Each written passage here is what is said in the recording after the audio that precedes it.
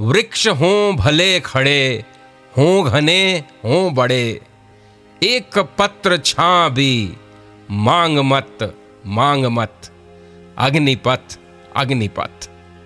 जी हां, हरिवंश राय बच्चन की इस कविता को चरितार्थ कर दिखाया हमारे अग्नि मानव, मिसाइल मैन और people's president doctor A P J Abdul Kalam ने। नायक नायक। नमस्कार, अभिनंदन, आदाब, स्वागत है आपका। मैं हूं संजीव श्रीवास्तव। आप हैं 92.7 बिग एफएम पर और सुन रहे हैं हमारी खास पेशकश नायक, जिसमें हम बात करते हैं ऐसी तेजस्वी और ओजस्वी शख्सियतों की जिनसे हमें आज भी प्रेरणा मिलती है, आगे बढ़ने की, हर परिस्थिति से निपटने की हिम्मत मिलती है, हौसला बनता है। तो आज हम बात कर रहे हैं डॉक्टर एपीजे अब्दुल कलाम की। आज बताऊंगा आपको कि कितना संघर्षमय और जीवट भरा था डॉक्टर अब्दुल कलाम का बचपन।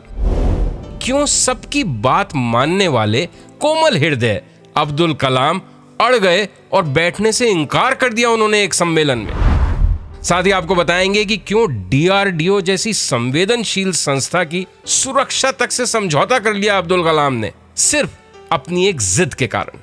क्या थी वो जिद? वो भारतीय परमाणु, स्पेस और मिसाइल कार्यक्रमों के प्रचेता थे, देश के राष्ट्रपति थे। बात कर रहे हैं हम डॉक्टर अब्दुल कलाम की। आप कल्पना भी नहीं कर सकते कि किस नन्ही सी उम्र में अब्दुल कलाम इतना संघर्षपूर्ण और दुष्कर जीवन जी रहे थे। उनका जन्म 15 अक्टूबर 1931 को तमिलनाडु के रामेश्वरम कस्बे के एक मध्यम वर्गीय परिवार में हुआ था। उनके पिता नाव किराए पे दिया करते थे, 7 भाई बहनों का परिवार था और आर्थिक स्थिति खासी खस्ता थी। सिर्फ 5 साल की उम्र में बालक अब्दुल का स्कूल में दाखिला करा दिया गया। रोज सुबह उसे 4 बजे उठना पड़ता था।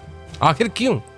क्योंकि ट्यूशन पे जाना होता था और ट्यूशन मास्टर की शर्त यह थी कि पढ़ाएंगे तभी जब बच्चे नहा धो के उनके पास आए। अब 6 बजे के करीब ट्यूशन खत्म होती, बालक अब्दुल कलाम दौड़कर 3 किलोमीटर दूर रेलवे स्टेशन पहुंचता, अखबार खरीदता वहां से और फिर शहर भर में घूम घूम के अगले 2-2.5 घंटे वो अखबार बेचता। फिर वो अपने स्कूल जाता, स्कूल खत्म करने के बाद फिर पूरे बाजार में घूमकर अखबार की पेमेंट इकट्ठी करता। और किस लालच में आखिर ये नन्हा बालक ये सब करता था? कलाम साहब ने अपनी जीवनी में लिखा है कि दिन भर वो इतनी मशक्कत मेहनत इसलिए करते थे जिससे कि रात को जब वो घर पहुंचे तो उनकी माँ उनको 2 गेहूं की रोटियां खिलाएं। ध्यान रहे कि दक्षिण भारत में गेहूं की रोटी का प्रचलन बहुत ज्यादा नहीं है, लेकिन कलाम साहब को शुरू से वो बहुत पसंद थी। कहते हैं ना कि पूत के पांव पालने में ही दिख जाते हैं। जिस तरह का संघर्षपूर्ण जीवन बालक अब्दुल कलाम ने बचपन में जिया, उसी ने कहीं नींव रखी उनके एक दिन इतने ऊंचे शिखर पर पहुंचने की।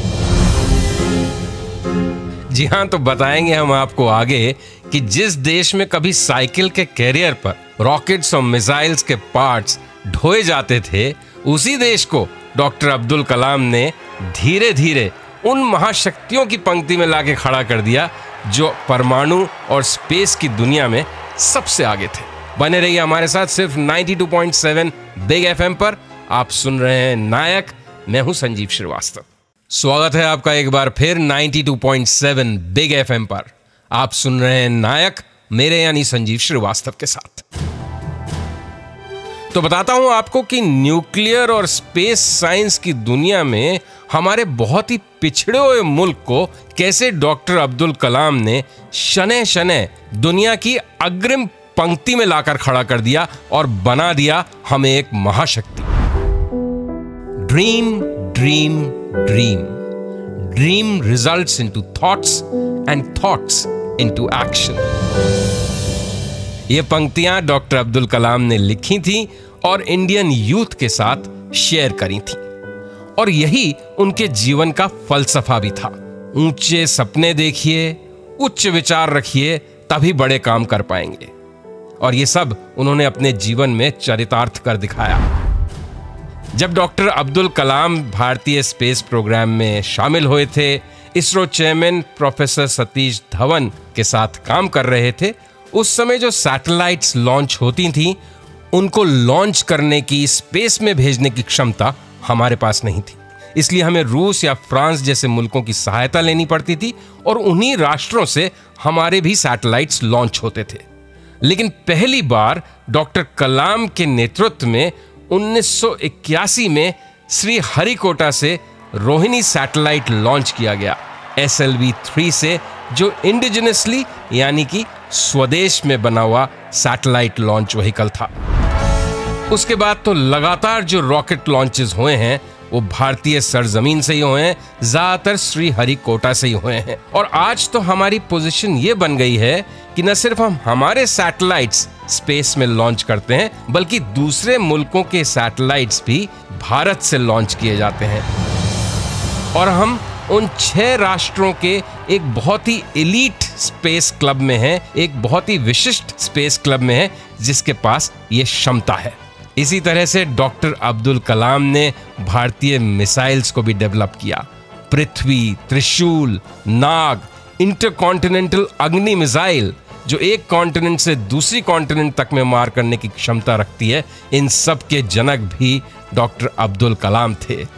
और मजेदार बात यह है कि इन सब मिसाइल्स के इतने मारक नाम भी डॉक्टर अब्दुल कलाम ने ही रखे थे। तो ऐसे जबरदस्त कारनामों को अंजाम देने वाले और बाद में देश के राष्ट्रपति बनने वाले डॉक्टर अब्दुल कलाम का सबसे खुशनुमा, हैप्पीएस्ट मोमेंट कौन सा था, वो नहीं जानना चाहेंगे आप? वो भी इतना ही मारक है जितना ये मिसाइल्स। बताऊंगा आपको, बने रहिए हमारे साथ। आप सुन रहे हैं नायक, सिर्फ 92.7 बिग एफएम पर। स्वागत है आपका एक बार फिर 92.7 बिग एफएम पर। आप सुन रहे हैं नायक, बात हो रही है डॉक्टर अब्दुल कलाम की। तो क्या था डॉक्टर अब्दुल कलाम की जिंदगी का सबसे खुशनुमा पल, हैप्पीएस्ट मोमेंट? बताता हूं, लेकिन उससे पहले एक बहुत ही दिल छू देने वाला किस्सा आपके साथ बांटना चाहता हूं। घटना यह थी कि DRDO में एक मिसाइल लॉन्च का प्रोजेक्ट चल रहा था। कलाम साहब की पूरी टीम जबरदस्त प्रेशर में थी। एक दिन सुबह सुबह एक उनके कुलीग ने आके कलाम साहब से रिक्वेस्ट की कि साहब, आज तो बच्चों को मेला दिखाने का वादा किया है, इसलिए शाम 5 बजे तक अगर छुट्टी मिल जाए तो बड़ी मेहरबानी होगी। कलाम साहब ने छुट्टी सैंक्शन कर दी, लेकिन हुआ ये कि काम इतना ज्यादा रहा उस दिन कि वो उनका सहयोगी ऑफिस से रात तक निकल ही नहीं पाया। शाम को थक हार के, कुछ मुंह लटका के वो घर पहुंचा तो उसे लग रहा था कि बीवी बच्चे बहुत दुखी होंगे, उससे नाराज होंगे, उसे खुद भी अच्छा नहीं लग रहा था। लेकिन घर जाकर वो क्या देखता है कि बच्चे बेहद खुश हैं और गुब्बारों और खिलौनों से खेल रहे हैं।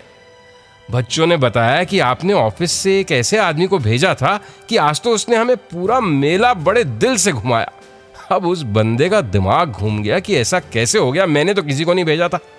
जब उसने बच्चों से पूछा कि बेटा कौन आया था, तो जवाब मिला, अब्दुल कलाम। क्या थे अब्दुल कलाम साहब।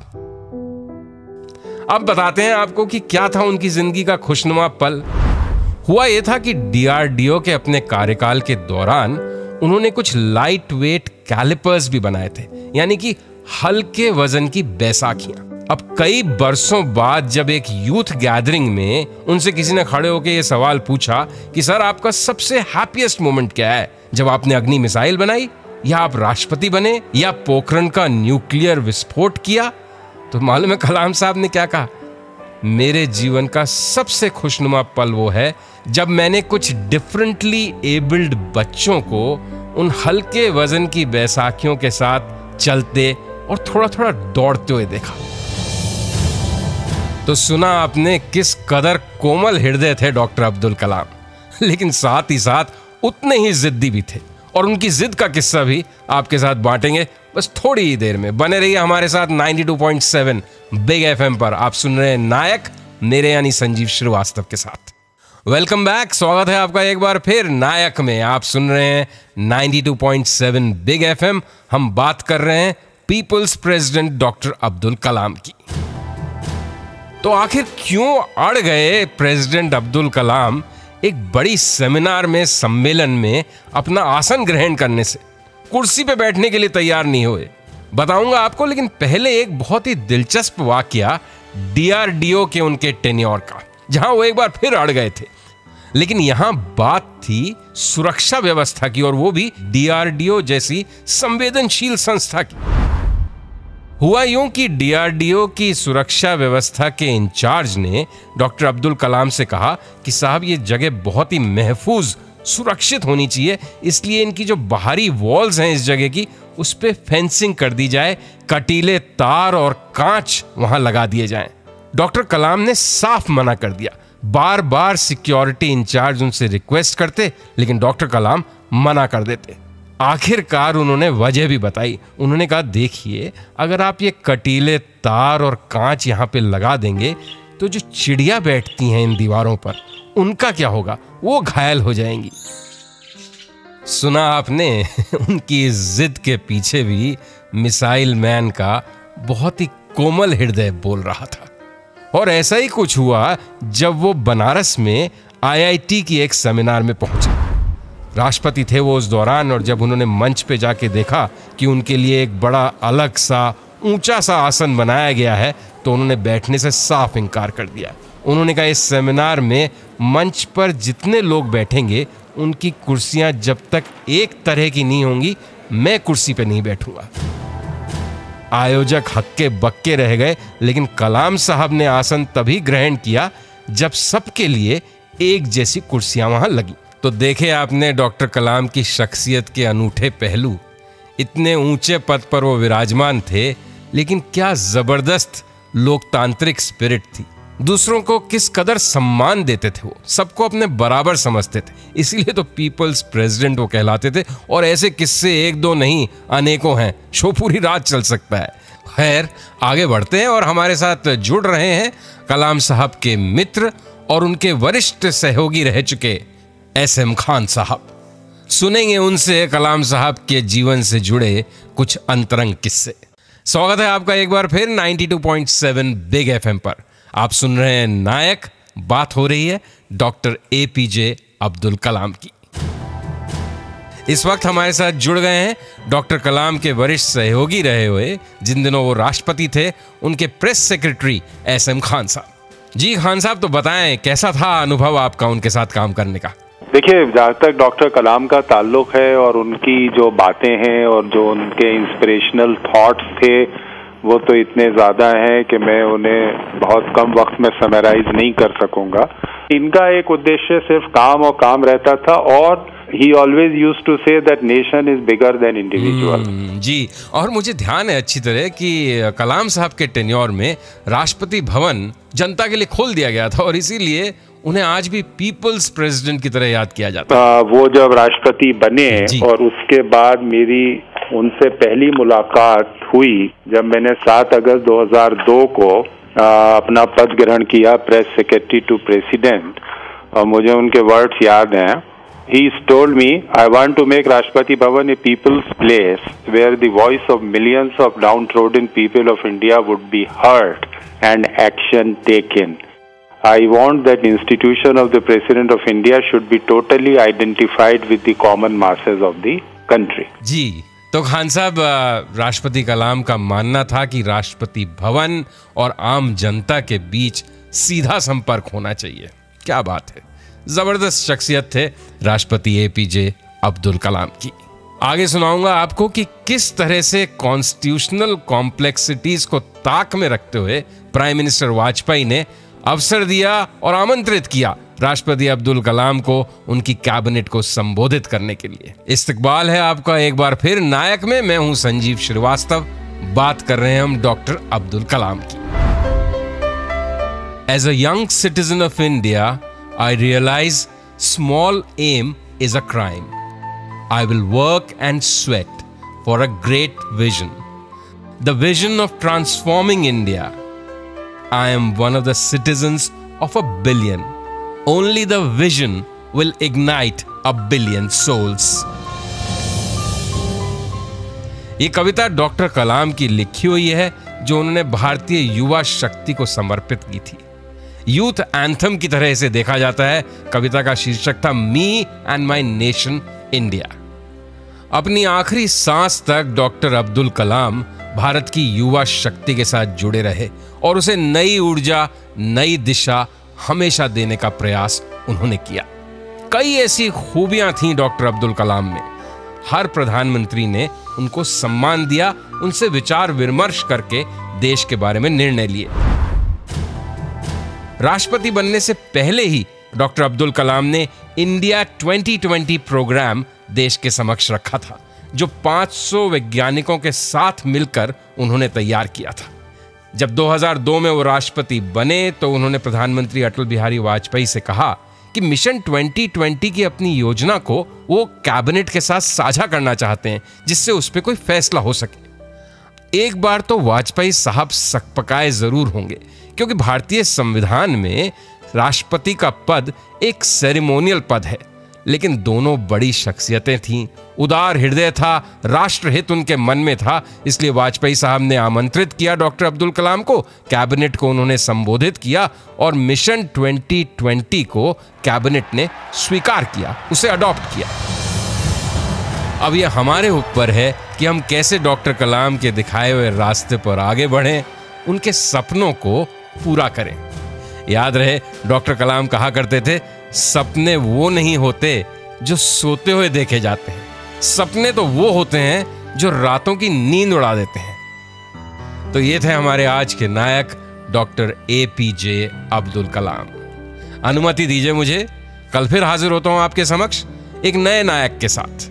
तब तक के लिए नमस्कार, शुभ रात्रि, शब बखैर, a very good night to all of you. बांधे जाते इंसान कभी तूफान ना बांधे जाते हैं, काया जरूर बांधी जाती, बांधे ना इरादे जाते हैं। जी हां, नमस्कार, अभिनंदन, आदाब। मैं हूं संजीव श्रीवास्तव।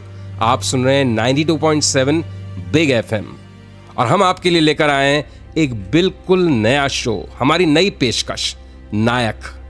दोस्तों, जिंदगी की अंधी दौड़ में जब कभी भी आपके कंधे कुछ झुके झुके से हों, मन में निराशा घर कर रही हो, आप कुछ हैरान, परेशान, बेचैन हो, तो याद कर लीजिएगा उन नायकों का अदम्य साहस, अडिग इच्छा शक्ति और कुछ भी कर गुजरने का जज्बा जो हमें इंस्पायर करते हैं। तो बस देखिएगा, कठिन से कठिन राह भी कुछ आसान सी लगने लगेगी। तो हम आपके लिए लेकर आए हैं महान शख्सियतों की प्रेरणादायक कहानियों का एक ऐसा महकता, दमकता, ओजपूर्ण और तेजस्वी गुलदस्ता जिसकी खुशबू, रौनक और ताजगी हमारे देश और मन की बगिया को हमेशा हमेशा के लिए हरा भरा रखने में सक्षम है। ऐसी विभूतियों की कहानियां जो जीते जी ही एक मिसाल बन गए। तो चलिए इन जांबाज मतवालों की श्रृंखला का करते हैं आगाज। वह दृढ़ प्रतिज्ञ सेनानी था जो मौका पाकर निकल गया। वह पारा था, अंग्रेजों की मुट्ठी में आकर फिसल गया। जनवरी माह सन 41 में मच गया शोर। वह निकल गया। हमने तो उसकी नई कथा आजाद फौज से जानी है।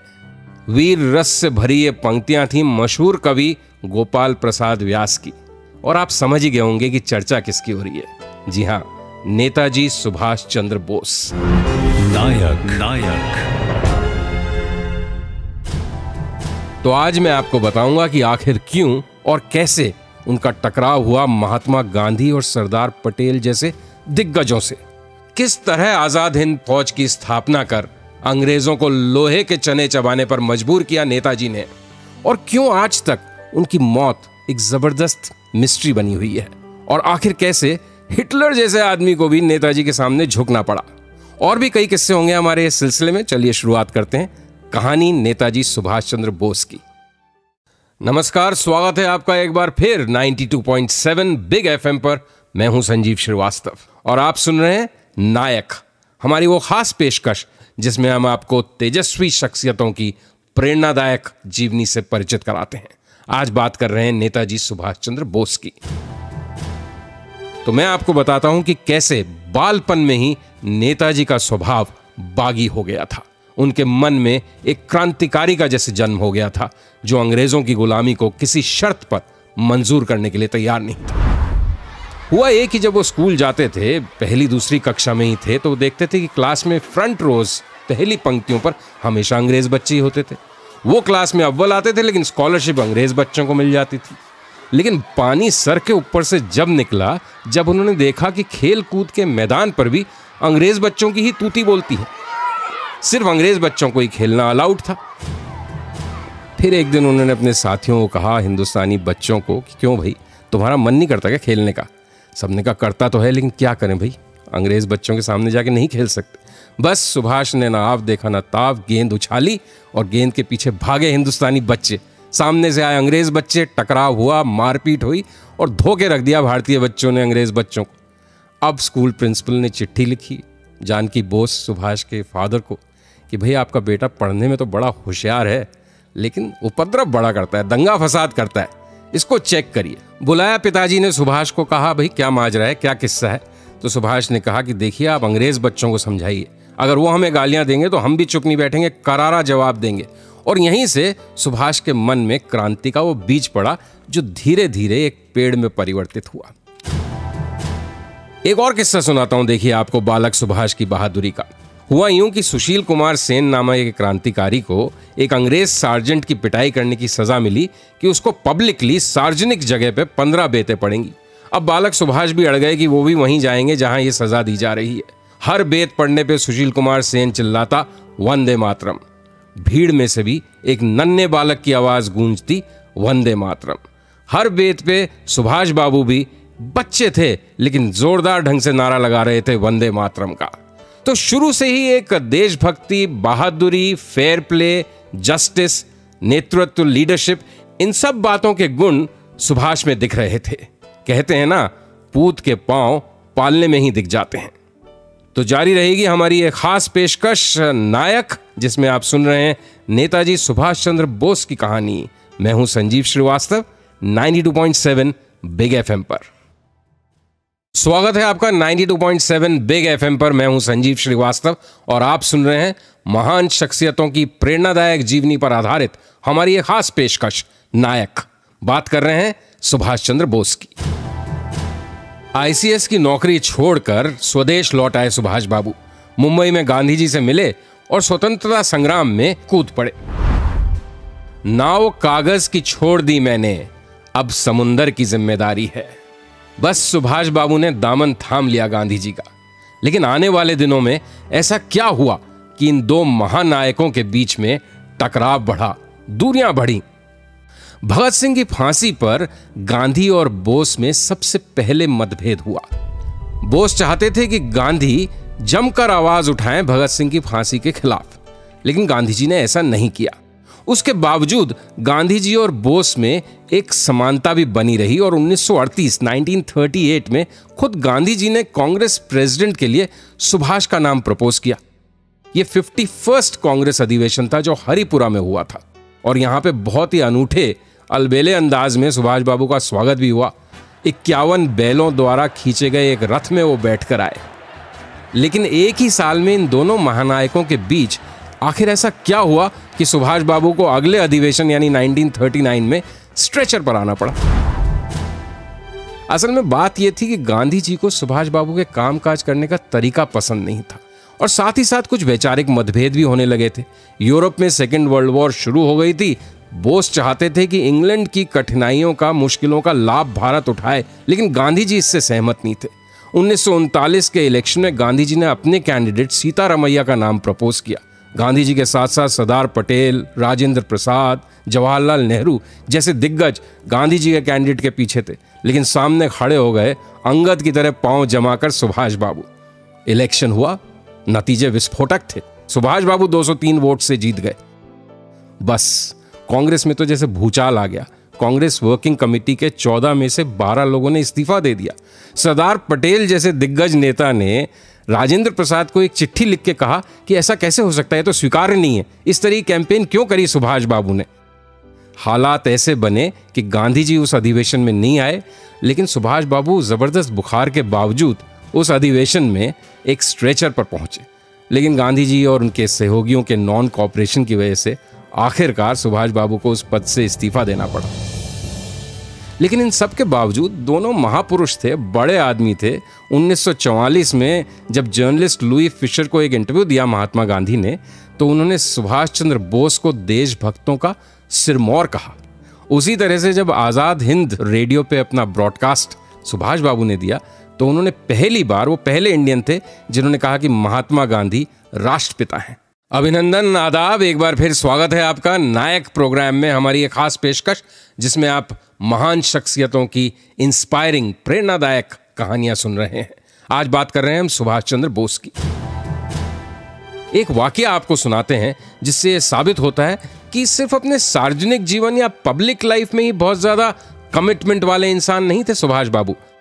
अपनी पर्सनल लाइफ में भी वो एक खास किस्म की ईमानदारी और प्रतिबद्धता में विश्वास करते थे। 1947 में जब देश आजादी की कगार पे था, एकदम से एक अफवाह गर्म हुई और कुछ साजिश सी हुई कि नेताजी को बदनाम किया जाए कि उन्होंने गोपनीय तरीके से बड़ी एक सीक्रेट शादी कर ली थी विदेश में।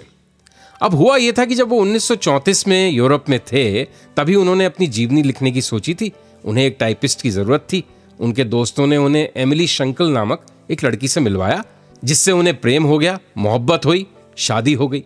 बाद में उन दोनों की एक बच्ची भी हुई जिसका नाम अनीता था। अब सुभाष बाबू ने कभी नहीं सोचा था कि इस बात को वो सीक्रेट रखें या छुपा के रखें। उन्होंने जर्मनी से एशिया आने से पहले एक चिट्ठी लिख दी थी अपने भाई शरद बोस को, जिसमें अपने पूरे वैवाहिक संबंध, अपनी पुत्री, सबका जिक्र किया था। लेकिन अंग्रेज हुक्मरानों ने एक साजिश के तहत वो चिट्ठियां सुभाष बाबू के घर और उनके भाई तक नहीं पहुंचने दी और 1947 में ये एक बदनाम करने की साजिश की गई कि देखिए साहब, उनके तो एक लव चाइल्ड है, उनकी शादी हो गई। तो इस मौके पे फिर एमिली शंकल सामने आई सबके। उनके पास, चांस की बात है, सुभाष बाबू के दिमाग की सोच देखिए, उन चिट्ठियों की एक कॉपी उन्होंने एमिली को दे रखी थी और अब एमिली शंकल ने वही कॉपीज सबके सामने रिलीज करी, सार्वजनिक की, जिससे सबको मालूम पड़े कि दरअसल सुभाष बाबू तो अपने भाई को ये सब बता चुके थे।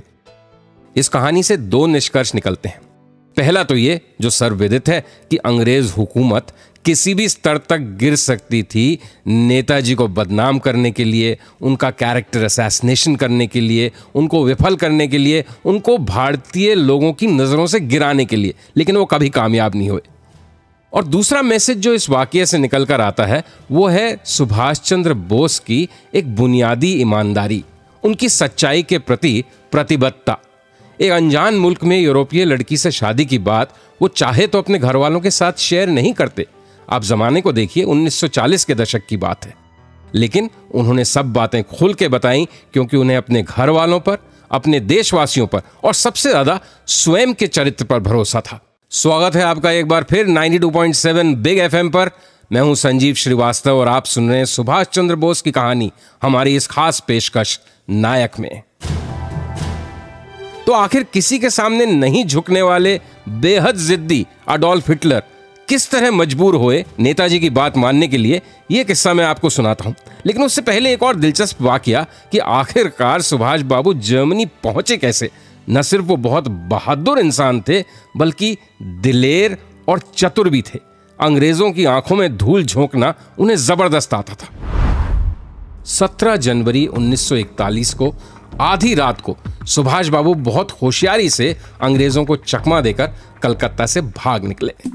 उन्होंने दाढ़ी मूंछ बढ़ा रखी थी, नाम अपना बदल के रख लिया था मोहम्मद जियाउद्दीन। गूंगे बहरे की वो एक्टिंग कर रहे थे। कलकत्ता से पहुंचे धनबाद, वहां से कालका मेल पे चढ़े, दिल्ली पहुंचे और वहां से पेशावर। यहीं उनको अपना साथी भगत राम भी मिला, जिसका नाम भी रख दिया गया रहमत खान।